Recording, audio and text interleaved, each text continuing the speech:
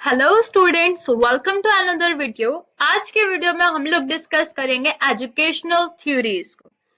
Total 10 theories को हम लोग डिस्कस करेंगे। आज का वीडियो काफी ज्यादा इंपॉर्टेंट होने वाला है, ज्यादा लेंथी नहीं होगा।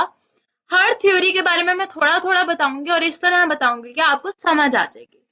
लेकिन अब आप लोगों को ये भी तो बताना है कि एजुकेशनल थ्योरीज असल में होती क्या है और ये क्यों होती हैं। तो अगर हम इसको देखें, there are several educational theories. Educational theories बहुत ज्यादा है दैट हैव बीन डेवलप्ड। इनको इसलिए बनाया गया है to explain how individual learn, ताकि हमें बताया जा सके कि एक इंडिविजुअल किस तरह चीजें सीखता है, किस तरह वो लर्निंग करता है। ठीक है, फर्स्ट जो थ्योरी है हमारे पास वो है बिहेवियरिज्म की। This theory is based on the idea that knowledge is independent and on the exterior of the learner.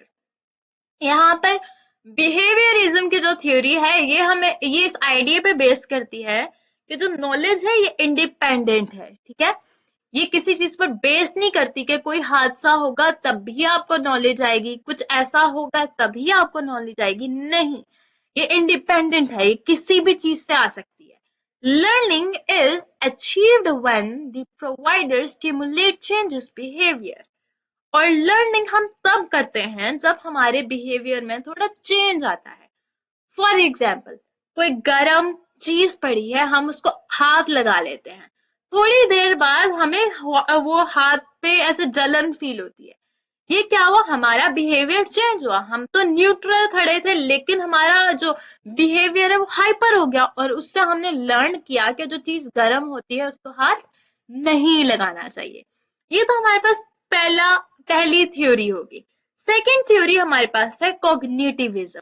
Cognitivism क्या है? इन कॉन्ट्रास्ट टू बिहेवियरिज्म, उसके अलावा अगर हम इसको देखें, cognitivism focuses on the idea that students process information they receive rather than just responding to a stimuli. अब यहाँ पर क्या है कि जो स्टूडेंट्स होते हैं, जो लर्नर्स होते हैं, वो इंफॉर्मेशन को प्रोसेस करते हैं जो कि वो रिसीव करते हैं, rather than just responding to stimuli। यानी कि हमने कुछ फील किया, हम सिर्फ उसे ही नहीं रिस्पॉन्स करते बल्कि जो कुछ हम रिसीव करते हैं। फॉर एग्जाम्पल, आपके जो मम्मा हैं, जो आपके पेरेंट्स हैं, वो अगर आपकी काफी ज्यादा इंसल्ट कर रहे हैं, ठीक है, आप उसको फील करोगे, आप उसको अपने अंदर प्रोसेस करोगे कि नहीं, अगर मैंने ये किया तो ये भी खतरनाक है। हालांकि उससे हमें कोई नुकसान तो नहीं हुआ, हमारा हाथ तो नहीं जला, कुछ भी नहीं हुआ, लेकिन फिर भी हम उस इंफॉर्मेशन को अपने अंदर प्रोसेस करते हैं और उससे हम लर्न करते हैं कि ये चीज कैसे करनी है। थर्ड वन हमारे पास है constructivism. This theory suggest that learners construct knowledge for themselves. एक जो लर्नर है, वो जो नॉलेज अपने अंदर इकट्ठा कर रहा है, जमा कर रहा है, वो सिर्फ अपने ही लिए कर रहा है, वो किसी दूसरे के लिए नहीं कर रहा। हर इंडिविजुअल जो भी इस दुनिया में है, वो खुद से अपने लिए चीजें लर्न करता है, वो किसी दूसरे के लिए नहीं कर रहा होता। ठीक है, कंस्ट्रक्ट मीनिंग्स एज ही और शी लर्न्स। वो चीजों का जैसे जैसे वो चीजों को समझता है, वो उनके मतलब जानता है कि ये चीज कैसे है और वो चीज कैसे करनी है। ठीक है, फोर्थ वन हमारे पास है humanism. Humanistic learning theories focus on the development of whole person as the realization of that person's potential. अब ये जो थ्योरी है ये हमें ये बताती है कि कोई इंसान जो है, कोई पर्सन है, ठीक है, उसकी जैसे जैसे डेवलपमेंट होगी, जैसे जैसे वो बड़ा होगा, वो रियलाइज करेगा चीजों को और दूसरे इंसानों के पोटेंशियल को देख के कि अब कैसे करना है, उससे जो सीखेगा उसको ह्यूमनिज्म, ह्यूमनिस्टिक लर्निंग बोलेंगे। आगे चले तो हमारे पास है कनेक्टिविज्म। ये फिफ्थ वन है, यहाँ पर नंबरिंग का मिस्टेक है। कनेक्टिविज्म क्या है? This theory emphasizes that networked nature of learning and knowledge. It suggests that learning happens through connections within networks. अब लर्निंग हमारे नेटवर्किंग से भी बनती है।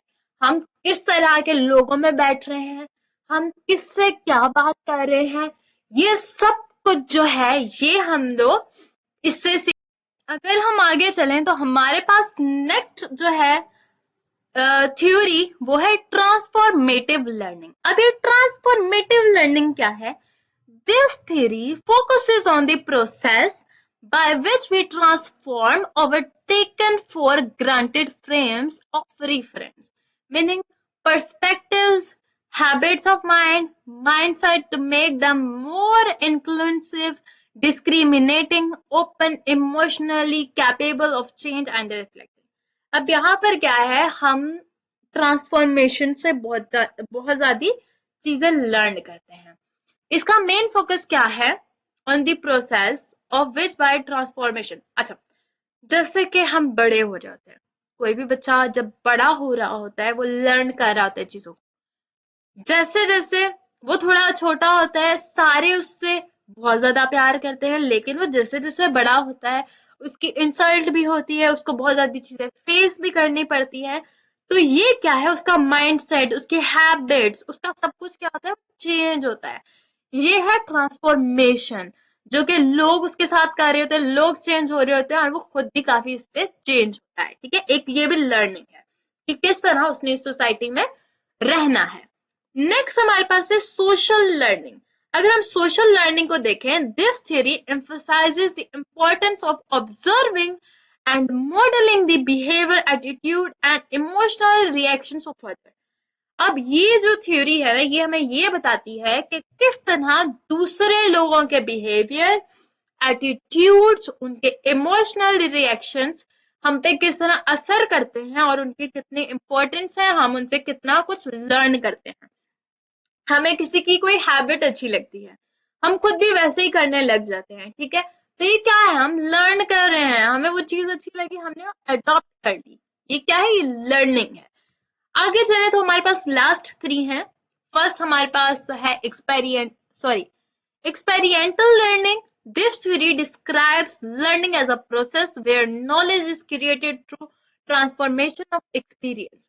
Experiential नेम से ही शो है, हम किसी चीज को एक्सपीरियंस करते हैं, उसके बाद जो चेंज आता है हमारे अंदर वो क्या है, वो एक्सपेरिएंटल लर्निंग होगी। ठीक है, ये ट्रांसफॉर्मेशन से काफी हद तक मिलता जुलता है। नेक्स्ट हमारे पास है मल्टीपल इंटेलिजेंस। अब ये क्या है, developed by Howard Gardner. This theory proposes 9 type of intelligence. अब ये जो टाइप है ना, ये इसके आगे ये जो प्रोसेस है इसके आगे 9 टाइप ऑफ इंटेलिजेंस है। First linguistics, logical, mathematical, musical, bodily, kinesthetic, spatial, interpersonal, intrapersonal, naturalist and existentialist. Existential. Sorry for that one. तो ये इन 9 चीजों पर बेस करती है मल्टीपल इंटेलिजेंस। यानी कि हम म्यूजिक से कुछ सीख रहे हैं, कुछ अपनी पर्सनल चीजों से, कुछ दूसरों की पर्सनल चीजों से, कुछ लैंग्वेज से, तो ये सब कुछ।